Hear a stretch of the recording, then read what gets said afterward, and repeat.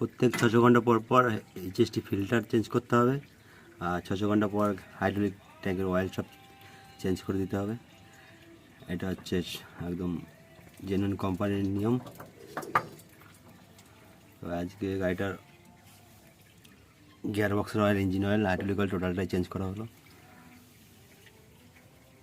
এখানে যে নতুন ফিল্টার আছে, নতুন ফিল্টার দেওয়া হবে।